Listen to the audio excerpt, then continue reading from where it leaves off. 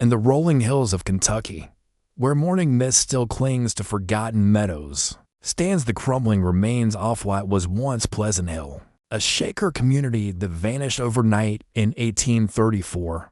Over 300 souls simply disappeared without a trace, leaving behind only empty buildings and a silence so profound that locals still refuse to walk those grounds after dark. For nearly 2 centuries, the state of Kentucky has kept the official record sealed, buried in archives that few are brave enough to examine.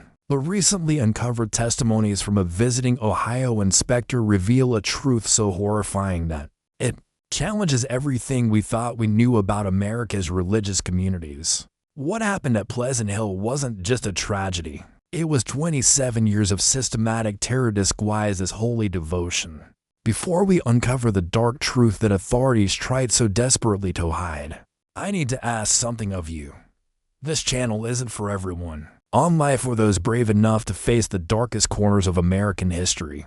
If you're one of the select few who seeks these hidden truths, hit that subscribe button and let me know in the comments what state you're listening from. Now, let's step back in time to discover how a family's greed transformed a sacred community into something far more sinister. What began in 1807 as a beacon of spiritual purity would become one of Kentucky's most carefully concealed secrets, orchestrated by a family whose corruption ran deeper than anyone could imagine. The year was 1807, and the Second Great Awakening was sweeping across Kentucky like wildfire. In this atmosphere of religious fervor, Pleasant Hill emerged as a sanctuary for those seeking to live according to Shaker principles: celibacy, communal property, and separation from the world's corruption.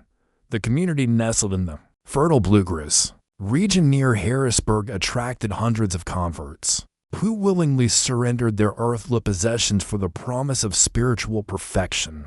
At the heart of this seemingly devout community stood the Richardson family, whose influence permeated every aspect of daily life.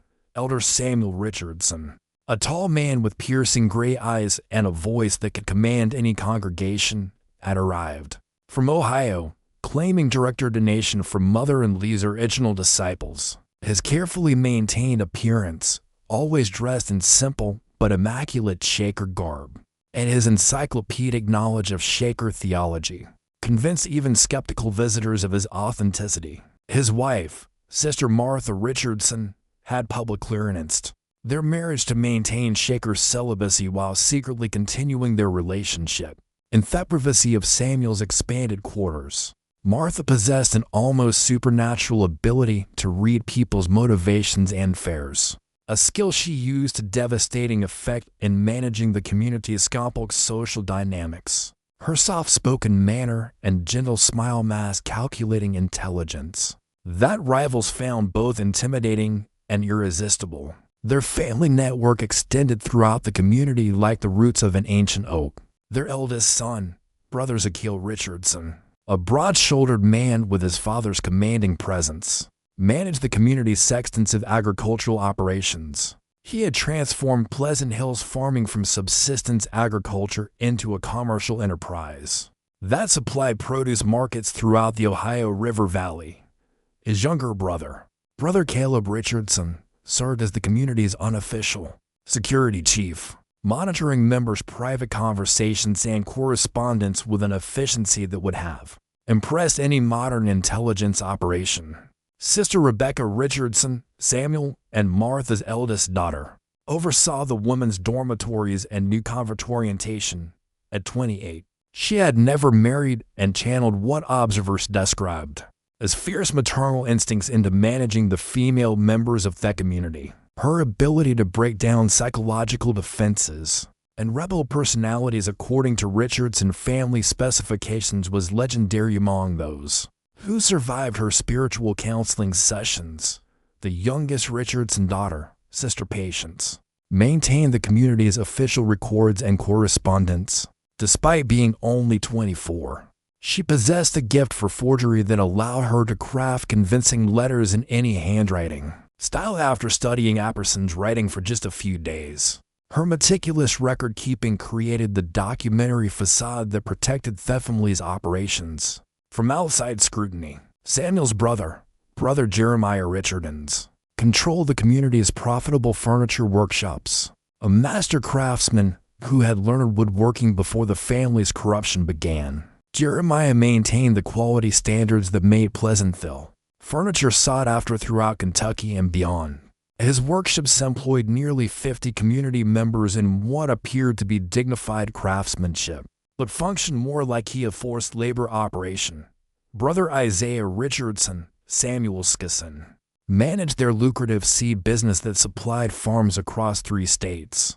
Isaiah's monthly Travelsto distant customers provided perfect cover for activities that would have horrified his business partners. His gentle demeanor and obvious expertise in agricultural matters made him welcome at farms from Ohio to Tennessee, where his true purposes remained carefully hidden. Martha's Sister Hannah Collins, supervised the community's kitchens and food distribution. Her control over nutrition allowed the family to reward compliance and punish dissent in ways that appeared natural to outside observers. Hannah had studied the effects of various herbs and substances, knowledge she applied with scientific precision to manage the community's psychological and physical health. The extended family played crucial roles. Samuel's elderly mother Sarah Richardson, served as a living symbol of the community's supposed spiritual authenticity. Her presence lent credibility to Samuel's claims of long-standing Shaker connections, while her apparent frailty made her an unlikely suspect in any wrongdoing. In reality, Mother Sarah was definitely a strategic mastermind whose decades of experience and manipulation with their long-term planning. Brother Nathan Richardson, Samuel's scientist brother, managed the community's external relationships with local authorities and neighboring communities. His charm and apparent sincerity had convinced Sheriff William Morrison of Mercer County that Pleasantville was a model religious community deserving protection and support. Nathan's regular donations to local churches and civic organizations purchased goodwill that proved invaluable when questions arose of both communities' activities. The community's reputation spread throughout Kentucky and beyond. Visitors marveled at the pristine buildings constructed with materials purchased through the community's legitimate business profits, the perfectly ordered gardens maintained by members who worked from dawn to dusk produce vegetables and herbs that supplied both the community's needs and commercial markets. The apparent content of the nearly 400 members impressed even skeptical observers who saw no obvious signs of coercion or abuse. What outsiders couldn't perceive was the intricate web of surveillance and control the Richardson family had woven throughout Pleasant Hill. Every aspect of community life flowed through family members who reported directly to Samuel and Martha during their nightly strategy sessions. No decision, no matter how trivial, occurred without Richardson approval. No member could leave the grounds without a Richardson family escort, and even brief trips to nearby Harrodsburg required detailed justification and careful supervision. The family had created what modern psychologists would recognize as a perfect totalitarian environment. Information flowed only downward from the leadership, while surveillance ensured that any dissent was quickly identified and addressed. The community's isolation, both geographical and psychological, made resistance seem not just futile, but unthinkable to most members. New converts underwent a carefully designed indoctrination process that stripped away their previous identities and rebuilt their personalities according to Richardson's specifications. This process, supervised primarily by Rebecca and Martha Richardson, typically took 6 months to complete. By its conclusion, new members have been psychologically transformed into compliant followers who viewed questioning the family's authority as tantamount to questioning God himself. The community's daily routine reinforced this control at every turn. Members rose at 4:30 each morning to the sound of Brother Caleb's bell, ate breakfast prepared under Hannah Collins' supervision, and spent their days at assigned tasks that had been carefully designed to prevent private conversions or independent thinking. Evening worship services led by Samuel Richardson, with various family members playing supporting roles, combined genuine spiritual elements with subtle psychological manipulation that reinforced dependency and discouraged critical thinking. The first crack in Pleasant Hill's perfect facade appeared on a frigid February morning in 1812, when Brother Thomas Whitman, a successful merchant who had donated his entire estate to the community 5 years earlier, began asking uncomfortable questions about the community's finances during a public meeting.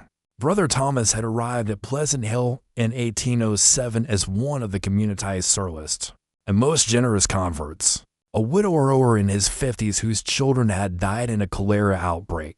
He had found comfort in the Shaker promise of spiritual family and eternal purpose. His donation of a thriving dry goods business and substantial property holdings had provided much of the capital that allowed the Richardson family to establish their operations on such a grand scale. For 5 years, Thomas had been the model community member. He worked tirelessly in Brother Ezekiel's agricultural operations, served as a mentor to younger converts, and never questioned its leadership's decisions. His transformation from successful businessman to humble Shaker brother impressed visitors and reinforced the community's reputation for spiritual authenticity. But Thomas's business background made him uniquely qualified to notice discrepancies that escaped other members' attention. His trained eye for financial details combined with his access to certain operational records through his agricultural work gradually revealed a inconsistency that troubled his conscience. The seed business profits reported by Brother Isaiah didn't match the amounts Thomas had observed during his visits to customer farms. The furniture workshop revenues seemed impossibly high given the number of pieces he saw being produced. Most puzzling of all, the community's membership numbers didn't align with the consumption records he maintained for feed and supplies. Brothers and sisters, Thomas stood during the monthly community meeting, his weathered hands holding several pages of carefully calculated figures. I've been praying about some concerns that weigh heavy on my heart. Our blessed community has prospered beyond measure, yet I see contradictions in our records that trouble my soul. The silence that followed was deafening around the packed meeting hall. Richardson family members exchanged glances that lasted mere seconds but communicated volumes. Samuel Richardson's face remained serene, his hands folded peacefully in his lap. But those who knew him well noticed the subtle tightening around his eyes. Sister Martha's gentle smile never wavered, yet her knuckles whitened as gripped her prayer book with increasing pressure. The seed business. Thomas continued, his voice gaining strength as he warmed to his topic. Brother Isaiah reported profits of $800 from Ohio customers last quarter. But when I delivered supplies to those same farms, I calculated sales that should have generated nearly $1,200. Where is this missing money gone? Brother Caleb Richardson rose from his seat near the door, ostensibly to check the room's temperature. But his movement positioned him between Thomas and the exit. Sister Rebecca's eyes never left Thomas's face, cataloging every expression and gesture for later analysis around the room. Other Richardson family members made subtle adjustments to their positions, creating an almost imperceptible web of surveillance and control. Furthermore, Thomas pressed on, apparently oblivious to the dangerous territory he was entering. Our membership rolls show for 100 souls, yet our food consumption suggests we're feeding barely 250. Brother Jeremiah's furniture workshops claim to employ 50 members. But I count only 37 who regularly report for that duty. These numbers don't reconcile. And as stewards of God's bounty, shouldn't demand accuracy in our accounting? The response came not from Samuel, but from Mother Sarah Richardson, whose elderly voice carried surprising authority across the silent hall. Brother Thomas, she said, her tone mixing gentle correction with unmistakable warning, your concerns show a heart still attached to worldly thinking. In our blessed community, we trust that our leaders, guided by divine wisdom, manage all temporal matters for our spiritual benefit. Perhaps you need time for prayer and reflection to overcome these doubts. That trouble your faith, Samuel Richardson nodded gravely, his expression radiating paternal concern for a wayward child. Brother Thomas, your dedication to our community's welfare touches my heart deeply. But perhaps your mind has been clouded by memories of your former worldly life. Sister Hannah, would you prepare Brother Thomas some of your special chamomile tea? I believe he needs rest and reflection to clear his thoughts of these troubling concerns. The meeting continued for another hour, but Thomas Whitman's questions had fundamentally altered the atmosphere. Other members avoided eye contact with him, suddenly finding urgent reasons to examine their prayer books or adjust their clothing. The Richardson family's responses to subsequent business items carried an underlying tension that hadn't existed before Thomas's intervention. That evening, Thomas was found dead in his dormitory bed by Sister Rebecca, who discovered the body during her routine evening inspection of the men's quarters. Her tearful announcement to the gathered community painted a picture of peaceful transition. Brother Thomas passed gently in his sleep, called home by the Lord, after confessing his sin of doubt during evening prayers. His last words were an apology for allowing worldly concerns to cloud his spiritual vision. The community accepted this explanation with resigned faith they'd been conditioned to embrace. After all, questioning the leadership's account of events was tantamount to questioning God's will. Brother Thomas's funeral the following day became a lesson about the dangers of allowing business concerns to interfere with spiritual submission. But young Sister Mary Caldwell, who cleaned the dormitories each morning, noticed the tales that would haunt her for decades. When she entered Thomas's room to prepare it for cleaning, she was struck by the bitter almond smell that lingered despite the room's windows being open all night. Thomas's fingernails had turned a distinct blue color that she'd never seen on any corpse, including her own grandfather, who had died peacefully at home. Most disturbing of all, she discovered traces of white foam around Thomas's mouth that Sister Rebecca had carefully wiped away before calling for help. Mary watched in growing horror as Brother Caleb Richardson collected all of Thomas's personal papers, including financial calculations that had started the crisis. These documents, along with Thomas's ledger books and correspondence, were burned in the communal fireplace that very night during what Samuel Richardson described as a cleansing ceremony to purge worldly attachments from our sacred space. That community's reaction revealed how thoroughly the Richardsons controlled information flow and emotional responses. Within hours of Thomas's death, Sister Martha was leading prayer circles where members confessed their own doubts and worldly thoughts, creating an atmosphere where questioning leadership became synonymous with spiritual failure. Brother Ezekiel organized intensive work details that kept potential questioners busy from dawn to dusk, leaving no time for private conversations or independent reflection. Brother Jeremiah led evening discussions about the dangers of challenging spiritual authority, using Thomas as a cautionary tale of what happened when faith wavered and worldly concerns corrupted pure hearts. These sessions, which became a regular feature of community life, served the dual purpose of preventing future dissent while identifying members whose responses suggested they might harbor similar doubts. The most chilling aspect of the community's response was how quickly Thomas Whitman's memory was systematically erased. His personal belongings were redistributed within days, his work assignments transferred to other members, and his name removed from community records. Except for a brief death notice within a month, it was as if Brother Thomas had never existed at all. His questions forgotten and his concerns dismissed, as the ravings of a mind corrupted by worldly attachment. In the months following Thomas Whitman's death, a pattern began to emerge that would continue for over 2 decades, growing more sophisticated and ruthless with each iteration.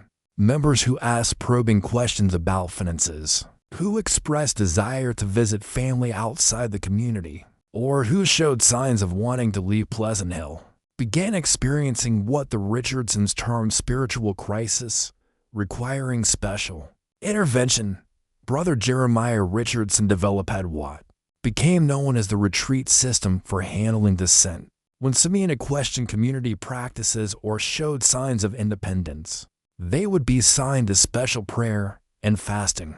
Retreats and isolated cabins scattered across the community's extensive property. These retreats, always supervised by various Richardson family members, were presented as opportunities for troubled souls to reconnect with divine purpose through solitude and meditation. The retreat cabins constructed under Brother Jeremiah's direction in remote corners of the community's thousands of acres were designed to appear rustic and spiritual while serving their true purpose as holding facilities. Each cabin contained a single room with basic furniture, heavy wooden shutters that could be barred from outside, and doors that locked only from the exterior.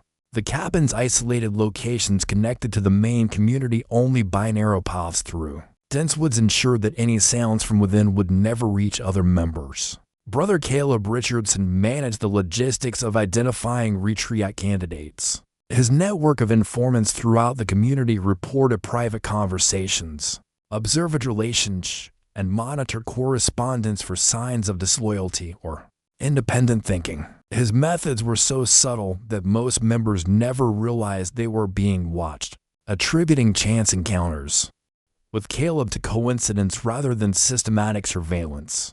The selection process for retreats followed carefully developed criteria. Recent converts who asked too many questions about absent family members were prime candidates, as were longer-term members who showed signs of developing leadership potential that might threaten Richardson authority. Members who demonstrated excessive attachment to possessions they had donated, who expressed homesickness during community meetings, or who formed close friendships that might enable organized resistance, also found themselves selected for spiritual intervention.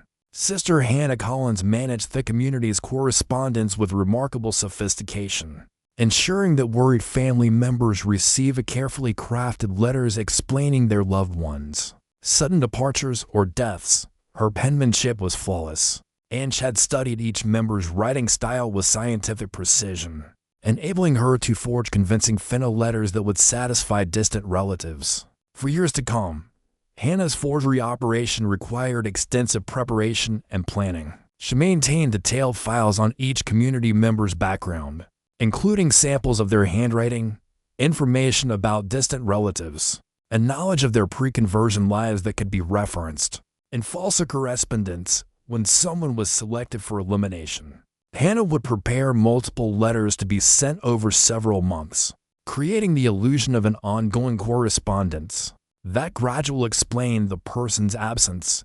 Parents in Ohio received touching notes from children they would never see again, describing spiritual revelations that called them to missionary work in untamed Western territories. Siblings in Pennsylvania got detailed accounts of peaceful deaths following brief illnesses, complete with descriptions of final words and burial ceremonies that never occurred. The letters were masterpieces of emotional manipulation designed to provide closure while discouraging further inquiry. Brother Isaiah Richardson's sea business provided perfect cover for disposing of evidence and maintaining the community's external relationships. His monthly trips to distant farms offered opportunities to bury bodies in remote locations across Kentucky, Ohio, and Tennessee, while simultaneously conducting legitimate business that reinforced his reputation as a trustworthy merchant and devout Shaker brother. Isaiah's routes were carefully planned to serve multiple purposes. His legitimate customers provided alibis for his presence in distant locations, while his knowledge of remote farm properties gained through years of business relationships enabled him to identify burial sites that would never be discovered. He developed relationships with isolated farmers who welcomed his visits and never questioned his occasional requests to camp overnight on their property during bad weather. The disposal process was methodical and efficient. Bodies were transported in specially modified seed wagons that appeared to contain normal agricultural supplies, but included hidden compartments designed for their grisly cargo. Isaiah's reputation for punctuality and reliability meant that his overnight absences during trips were never questioned by customers who assumed he was maintaining his demanding schedule. Local authorities, when they occasionally inquired about missing persons, were shown immaculate records maintained by Sister Patience Richardson, Her documentation system was a marvel of bureaucratic deception, demonstrating through carefully crafted paperwork that individuals had left voluntarily for other communities, or had died of natural causes with proper burial in the community cemetery. Patience's record-keeping extended far beyond simple membership logs. She maintained detailed medical histories that could explain sudden deaths from natural causes. Travel documentation supported claims about members departing for distant communities, and correspondence files that included both genuine letters and Hannah's forgeries. Her organizational skills ensured that any official inquiry could be answered with convincing documentation that withstood casual scrutiny. The psychological control the Richardson family maintained was perhaps more chilling than their physical crimes. They had created a closed system where questioning authority was equated with spiritual failure, where blind obedience was the highest virtue, and where members policed each other's thoughts and behaviors. The remaining community members weren't just victims. They had been transformed into unwitting accomplices in their own oppression. The community's population remained steady at around 400 members, despite that constant stream of new converts arriving monthly and the mysterious disappearances that occurred with increasing frequency. This stability was maintained through what Brother Caleb privately called natural selection, the systematic removal of anyone who posed a threat to family control, balanced by aggressive recruitment of new converts was property donations.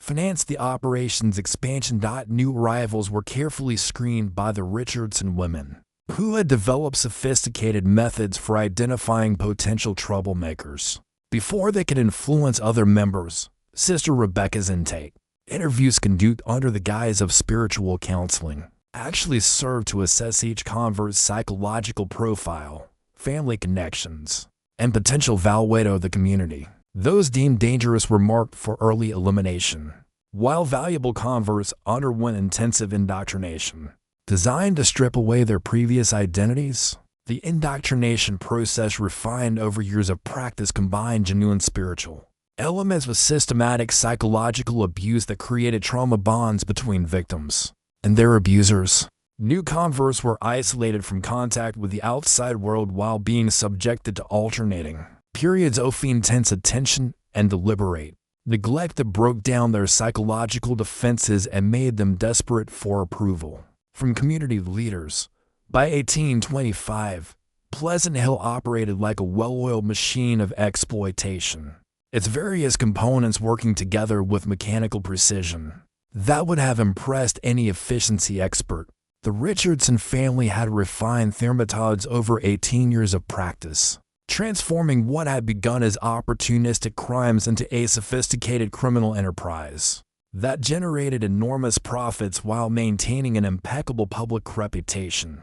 The family's division of labor had evolved into a complex organizational structure that maximized efficiency while minimizing risk. Samuel Richardson maintained his role as spiritual leader and public face of the community, delivering inspiring sermons that drew new converts regularly, while keeping existing members focused on heavenly rewards rather than earthly concerns. His charismatic presence had become legendary throughout Kentucky's religious communities, with ministers from other denominations frequently citing Pleasant Hill as an example of successful Christian living. Martha Richardson had developed what amounted to a science of psychological manipulation, studying each community member with the intensity of a naturalist observing specimens. Her methods for breaking down individual resistance and rebuilding personalities, according to family specifications, had become so refined that the process typically took only 3 to 4 months to complete.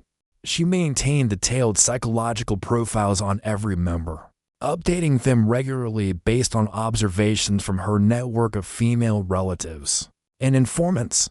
The community's expansion had enabled more sophisticated criminal operations that generated multiple revenue streams. Brother Ezekiel Richardson's agricultural operations now supply produce to markets in Louisville, Lexington, and Cincinnati, generating enormous profits that never appeared in the books shown to members. His workforce of unpaid community members, maintained through psychological coercion, rather than physical restraint provided labor costs that made Pleasant Hill Farms impossibly profitable compared to conventional operations. Brother Jeremiah Richardson's furniture workshops had similarly expanded, producing pieces that were sold through the Ohio River Valley and marketed as authentic Shaker craftsmanship. The quality remained high because Jeremiah genuinely understood woodworking, but the labor was essentially slavery disguised as religious devotion. His workers put in 12 to 14-hour days producing furniture that sold for premium prices, with profits flowing entirely to the Richardson family's private accounts. The most insidious development was how the family had begun selling community members to buyers who had plantations and industrial facilities throughout the South and Midwest. This human trafficking operation, coordinated primarily by Brother Isaiah during his seed business travels, provided the highest profit margins of any family enterprise, while explaining the mysterious disappearances that might otherwise have attracted unwanted attention.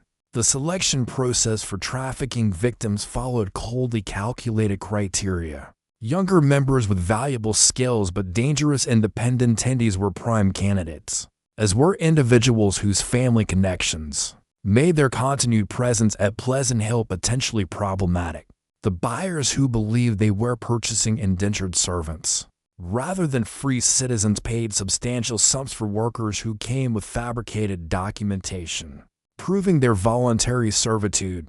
Sister Rebecca Richardson had become the family's specialist in breaking down new converts and identifying those suitable for different faiths. Her psychological assessment process, disguised as spiritual counseling, enabled her to categorize newcomers into groups: valuable long-term assets who would remain at Pleasant Hill, potential trafficking victims who could be sold for profit, and dangerous individuals who needed immediate elimination.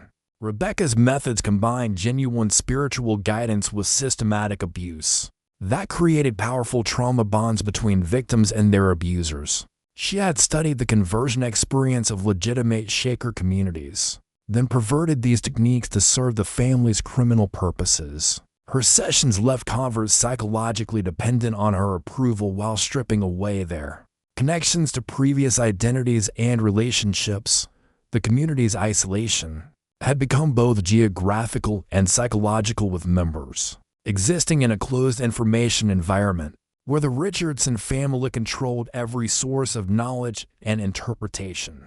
Located on thousands of acres of family-controlled land, members rarely encountered outsiders except during carefully supervised visits to nearby towns. Even these excursions were managed by Richardson family members who monitored all interactions and reported any conversations that suggested disloyalty. The family had cultivated extensive relationships with local authorities that provided protection from official scrutiny. Sheriff William Morrison of Mercer County had become essentially a paid ally, receiving regular donations to his campaign funds and personnel accounts in exchange for his assumption that Pleasant Hill was a model religious community deserving protection. Rather than investigation, these relationships extended throughout the region's power structure.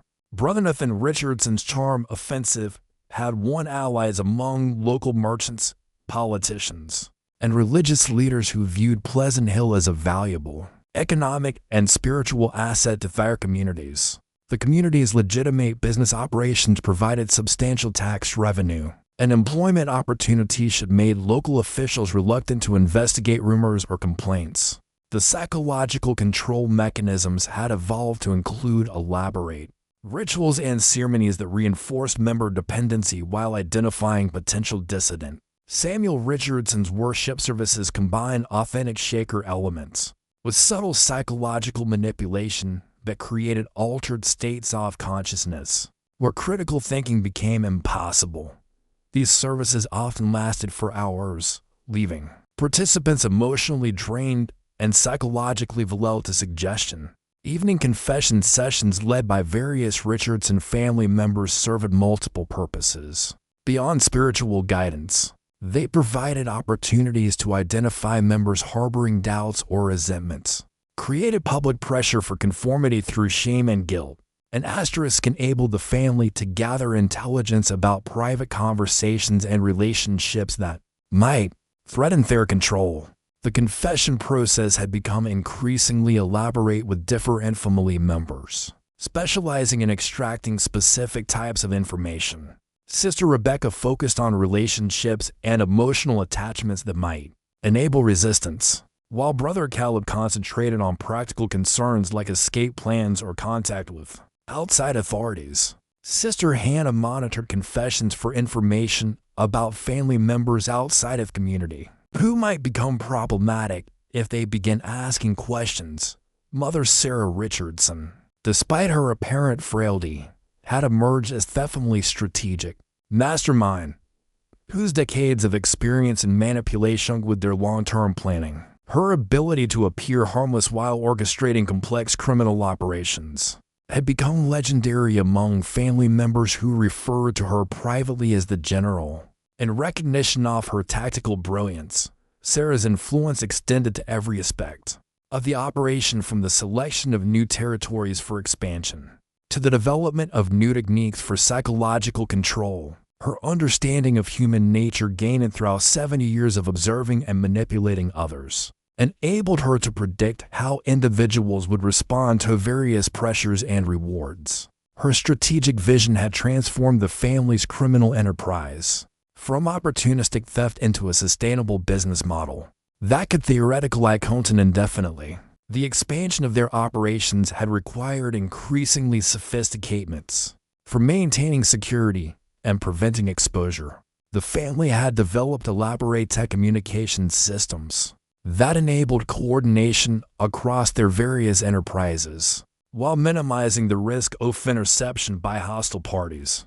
They used coded language in their correspondence, maintained separate financial accounts for different operations, and created false identities that could be used if rapid escape became necessary. The beginning of the end for the Richardson family's 27-year reign of terror came from an unexpected source. Their own success had attracted attention from the legitimate Shaker leadership in Ohio. In late 1833, the Ohio Union of Shaker Communities decided to send Elder Joseph Mecham, one of their most experienced and respected leaders, to evaluate Pleasant Hill for potential inclusion in their formal alliance of authenticated Shaker settlements.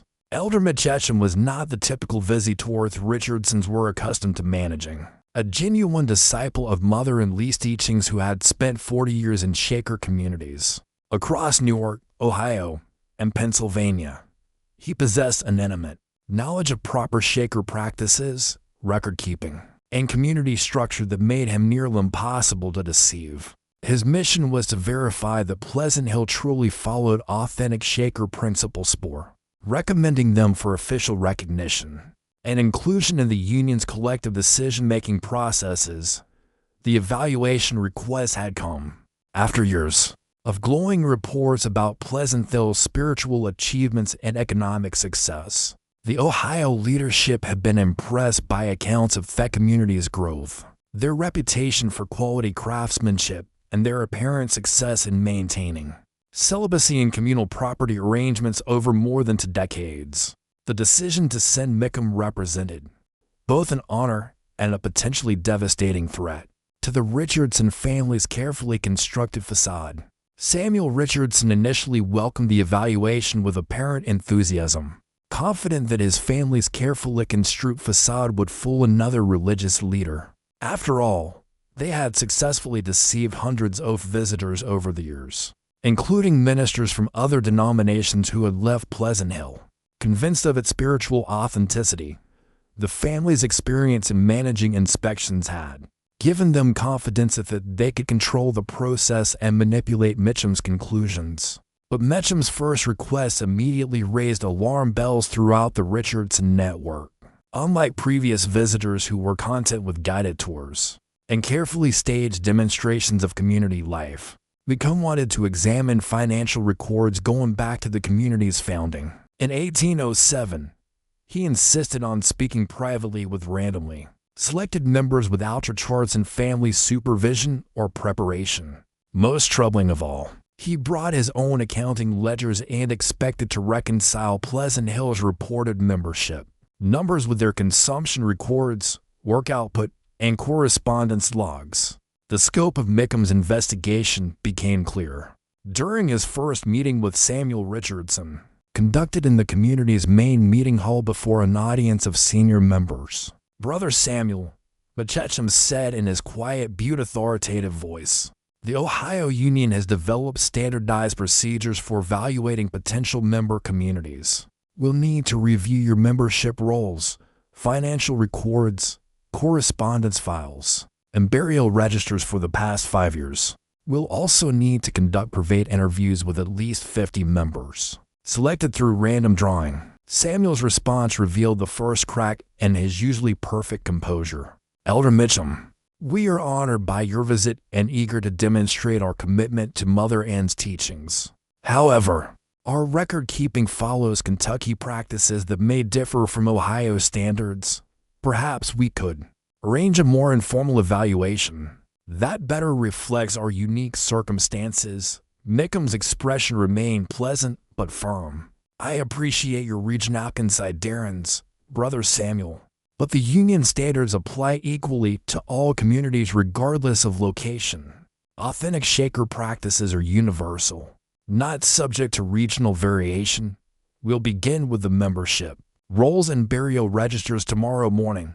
That evening, the Richardson family held an emergency meeting in Samuel's private quarters, their voices hushed, but their panic evident to anyone who might have been listening. Mother Sarah Richardson, despite her apparent frailty, took charge of the strategy session with the authority of someone accustomed to managing crisis. "This man knows things we can't fake," she whispered urgently.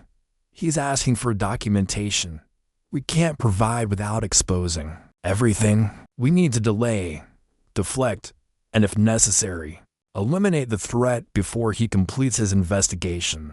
Brother Isaiah Richardson was the first to articulate the scope of their vulnerability. "He's asking for records going back 5 years. But our problems go back much further.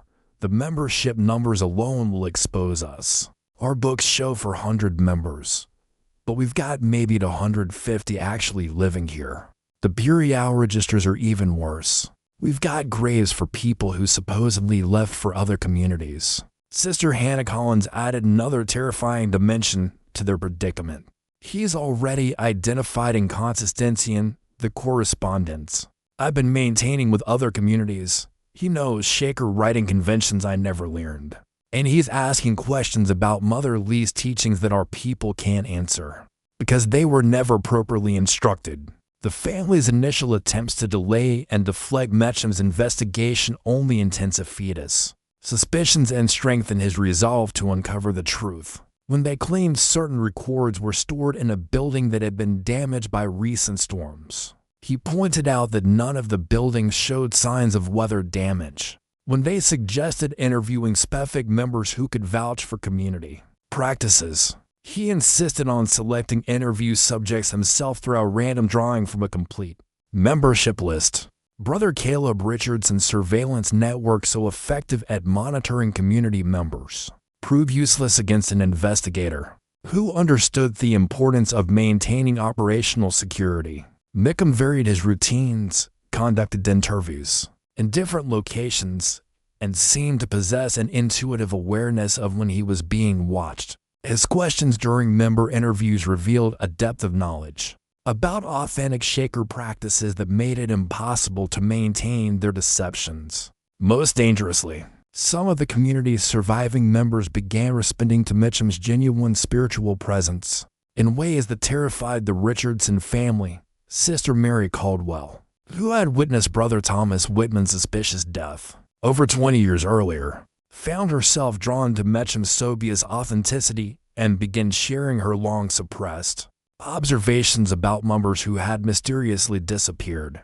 The psychological effect of Meekham's presence on community members was profound and immediate. For the first time in decades, they encountered someone whose spiritual authority didn't depend on fear, manipulation, or psychological abuse. His gentle questions about their experiences his obvious knowledge of authentic Shaker practices, and his genuine concern for their spiritual welfare created an atmosphere where long-buried doubts and memories began to surface. Brother Jeremiah Richardson, whose furniture workshops provided crucial income for the family's operations, found his workers becoming increasingly unproductive as they spent time talking with Mickham about traditional Shaker craftsmanship techniques they had never been taught. The conversations revealed gaps in their knowledge that made it obvious they weren't receiving proper instruction in authentic Shaker methods. Sister Rebecca Richardson's carefully controlled dormitory system began breaking down as female members started asking questions about Shaker practices they'd never heard of before Meacham's arrival. Her authority, so absolute for so many years, suddenly seemed questionable when compared to the obvious authenticity of their visitor's spiritual knowledge and gentle demeanor. The investigation took a decisive turn when Mickham requested access to the community cemetery for a private memorial service honoring departed members. The Richardson family couldn't refuse such a reasonable request without appearing suspicious, but they also couldn't allow him to examine the burial grounds closely without risking exposure of their crimes. Brother Caleb volunteered to escort Meacham to the cemetery, hoping to control what he observed and limit his time among the graves. But Meacham's trained eye immediately noticed inconsistencies that had escaped casual observers for decades. The burial patterns didn't match the death dates in official records, and the condition of grave markers suggested many more interments than the documented deaths could account for. Brother Caleb, Mickham said quietly as they stood among the headstones, "I noticed some irregularities in your burial records. This grave marker indicates Brother William died in 1829, but your correspondence file shoulders from him dated 1830. How do you explain this discrepancy?" Caleb's response revealed the desperation that was beginning to infect the entire family. "Elder Meacham, perhaps there was an error in our record-keeping. Our sister Patience maintains extensive files, but even the most careful record-keeper can make mistakes when dealing with so many community members over so many years." Meacham's expression remained thoughtful, but skeptical. "I understand that record-keeping can be challenging, but Shaker communities traditionally maintain extremely accurate documentation of deaths and departures. The inconsistencies I am observing suggest systematic problems rather than occasional errors." That night, Meacham made a discovery that would expose the full scope of the Richardson family's crimes and bring their 27-year reign of terror to an end. On the night of March 15, 1834, Elder Meacham made a discovery that would expose the full scope of the Richardson family's 27-year reign of terror. Unable to sleep due to his growing suspicions about the discrepancies he had uncovered. During 3 weeks of investigation, he decided to examine the community cemetery by moonlight, hoping to reconcile burial records with actual grave sites without Richardson family supervision. What he found was a graveyard that told two completely different stories. The official cemetery maintained for visitors, and official inspections contained approximately 40 graves, with proper headstones dating from 1807 to 1834. The markers were well-crafted, obviously expensive, and arranged in neat rows that suggested careful planning and maintenance. But Meacham's trained eye, sharpened by decades of experience managing authentic Shaker communities, noticed inconsistencies in the ground itself that revealed a far more sinister reality. Areas throughout the cemetery showed subtle depressions and variations in soil color that suggested many more burials than the headstones indicated.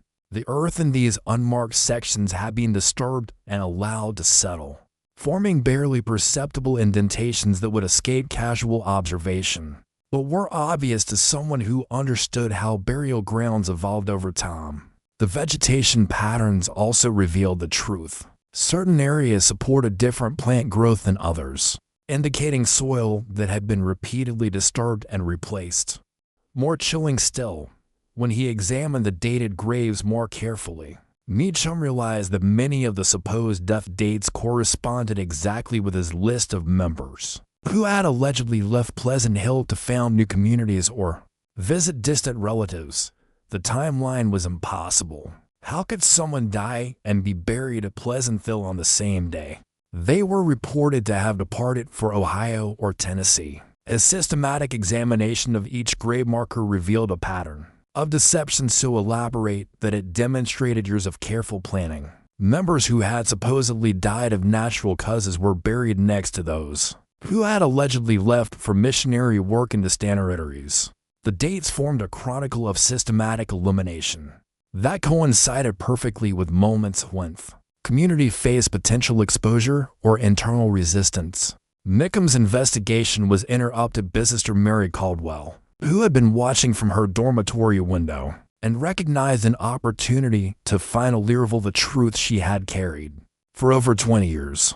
Moving silently through the darkness, she approached the cemetery with the desperate courage of someone who knew this might be her only chance to expose the horror she had witnessed.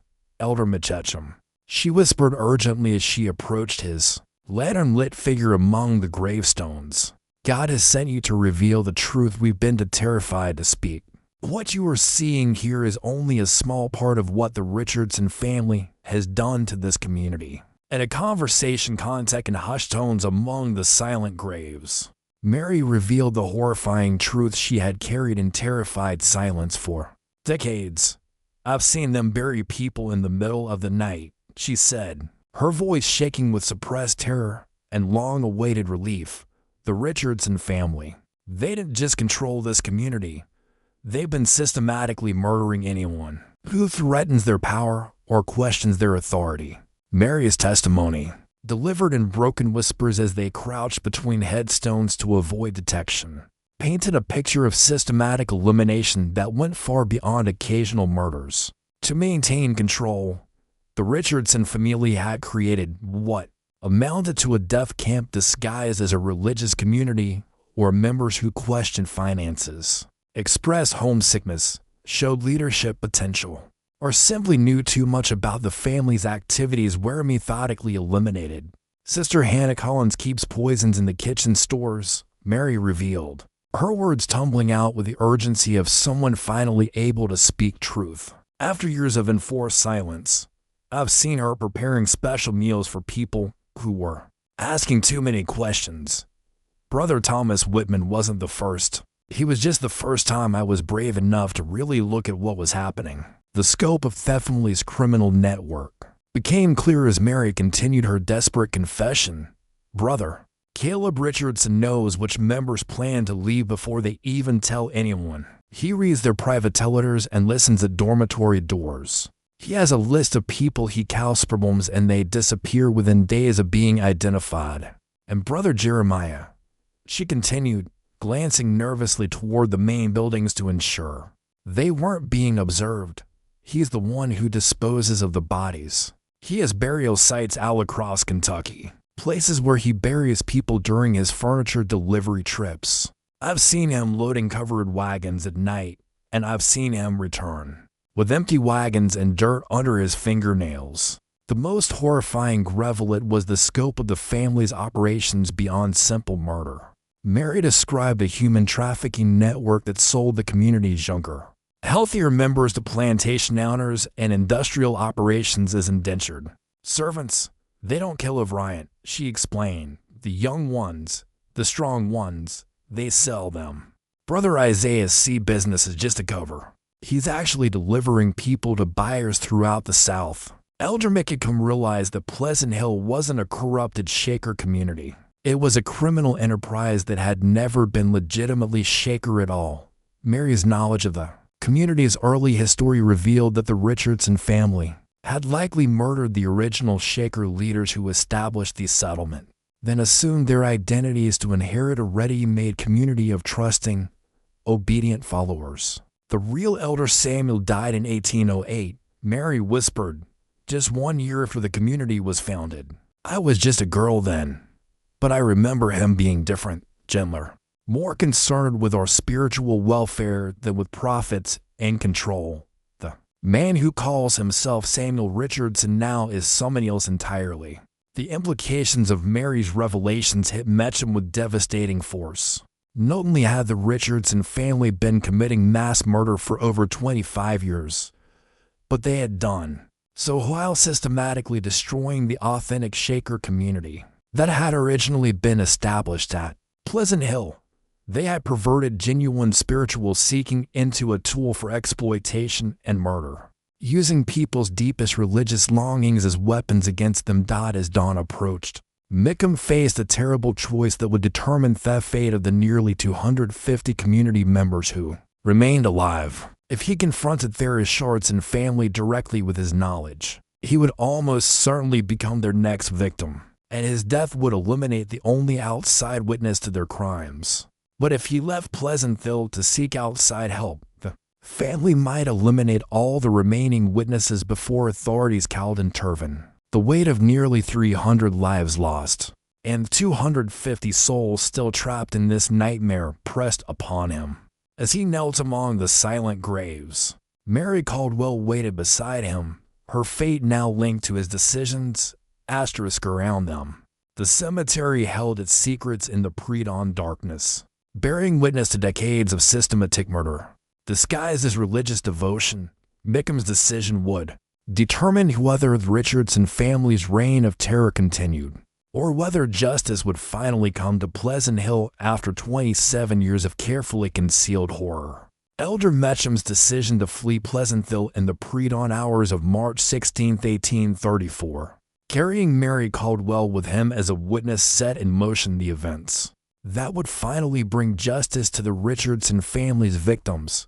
They rotted through the night to Harrodsburg, where Mecham convinced Sheriff Morrison and a federal marshal to organize an immediate raid on the community. Armed with Mary's detailed testimony and Mecham's documentation of the numerous discrepancies he had discovered, the federal authorities' involvement proved crucial, as it later emerged that Sheriff Morrison had been receiving regular payments from the Richardson family for his willful blindness to their activities. The federal marshal, Captain James Crawford, brought a detachment of 12 men and legal authority that superseded biblical jurisdiction, ensuring that the Richardson family couldn't use their network of corrupted officials to escape justice. What the authorities discovered upon their return to Pleasant Hill was a scene that haunts Kentucky law enforcement records to this day. The Richardson family, realizing their exposure was inevitable, had made a desperate decision to eliminate all witnesses and escape with whatever portable wealth they could carry. Of the 250 community members who had been out of view when Mecham arrived 3 weeks earlier, only 37 were found still living when the raid commenced. The surviving members discovered locked in basement storage rooms beneath the community's main buildings, told stories that revealed the true scope of the Richardson family's crimes over nearly 3 decades. They had been confined without food or water for 2 days, while family debated whether to kill them all or select the most valuable for sale to distant buyers before fleeing Kentucky permanently. These survivors, chosen for their youth and physical capabilities rather than any mercy from their captives, represented the strongest evidence of the family's human trafficking operations. Several had been marked for sale to plantation owners in Mississippi and Alabama, with transportation arrangements already completed and payments received. Their testimony revealed a systematic operation that had sold hundreds of community members into slavery while maintaining the facade of voluntary departures for missionary work.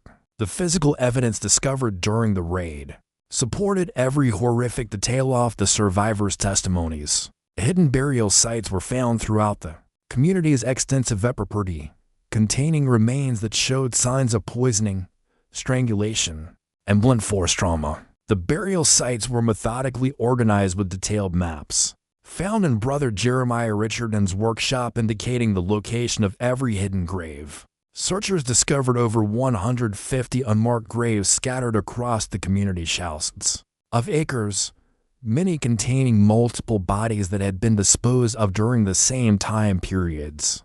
The condition of the remains, combined with artifacts found in the graves, confirmed that the Richardson family had been systematically murdering community members since at least 1812, with that killing accelerating dramatically in recent years as their confidence in their methods grew. In the Richardson family's private quarters, investigators found detailed ledgers documenting their human trafficking operations with the precision of any legitimate business enterprise. The records included the names of buyers, the prices paid for individual community members, and detailed descriptions of the merchandise being sold.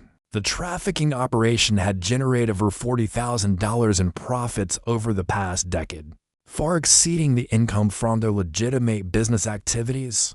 Perhaps most chilling was the discovery of Martha Richardson's personal journal, which revealed the psychological techniques the family had developed to maintain control over their victims.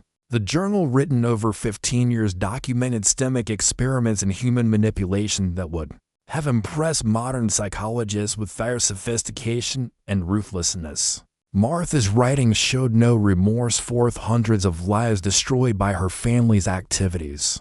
Instead, they contained clinical observations about which methods proved most effective for different personality types, detailed analyses of how to break down psychological resistance, and strategic planning for expanding their operations to other states. Her entries revealed a woman who viewed other human beings as resources to be exploited, rather than souls deserving of respect and compassion. The journal also contained detailed psychological profiles of every community member, updated regularly, based on observations from her network of female relatives and informants. These profiles included assessments of each person's value as a worker, their potential for resistance, their usefulness as breeding stock for future generations of workers, and their suitability for various types of exploitation. The Richardson family's fate was swift and decisive, though their trial revealed details that shocked even experienced law enforcement officials. Samuel, Martha, and their 6 adult children were arrested and charged with multiple counts of murder, kidnapping, fraud, and human trafficking. The trial, conducted in Frankfurt throughout the summer of 1834, drew national attention, as newspapers across the country covered the unprecedented scope of their crimes. The testimony presented during the trial painted a picture of systematic evil that challenged contemporary unit of human depravity. Witness after witness described decades of psychological torture, physical abuse, and systematic murder carried out with the efficiency of a business operation. The evidence was so overwhelming that the jury required only 2 hours to return guilty verdicts on all charges. All 7 Richardson family members were convicted and sentenced to death, with executions carried out in October 1834 before crowds that included many former community members who had escaped or been sold into slavery years earlier. The executions provided a sense of justice for the victims, but they couldn't restore the lives that had been stolen or heal the trauma that would affect survivors for the rest of their lives. The 37 survivors faced the overwhelming challenge of rebuilding their lives after decades of psychological and physical abuse that had stripped away their identities and connections to the outside world. Many struggled with what we would now recognize as severe post-traumatic stress disorder, unable to trust religious communities, authority figures, or even their own judgment about other people's motivations. Several survivors never recovered from their experiences at Pleasant Hill. The systematic psychological abuse they had endured left them unable to function independently in normal society. They spent their remaining years in state institutions, haunted by memories of the horrors they had witnessed and the friends they had lost to the Richardson family's systematic brutality. Others found the strength to rebuild their lives with the help of genuine religious communities that provided psychological support and practical assistance. The Ohio Union of Shaker Communities, led by Elder Metcham, established a special fund to help Pleasant Hill survivors transition to normal life, providing financial support, job training, and counseling services that helped many eventually achieve some measure of peace and stability. The state of Kentucky quietly sealed most of the Pleasant Hill investigation records, concerned that publicizing the full details would damage the region's reputation and discourage religious settlement throughout the Bluegrass region. The community's buildings were eventually demolished under state supervision, and the land was sold to private farmers, who were told only that the previous religious community had disbanded. Following financial difficulties, the secrecy surrounding the case meant that many details never became public knowledge, allowing rumors and speculation to replace factual accounts of what had actually occurred at Pleasant Hill. This deliberate obscurity served the state's interests in preventing copycat crimes and protecting Kentucky's reputation. But it also meant that the victims' stories were never fully told, and their suffering never adequately acknowledged. Modern historians who have gained access to the sealed records estimate that the Richardson family murdered or sold into slavery over 400 people during their 27-year operation. The actual number may be even higher as their record-keeping focused on profits rather than comprehensive documentation of their crimes, and many victims may have been eliminated without any record of their existence at Pleasant Hill. This mystery shows us how easily religious faith can be weaponized by those who understand the psychology of control and manipulation.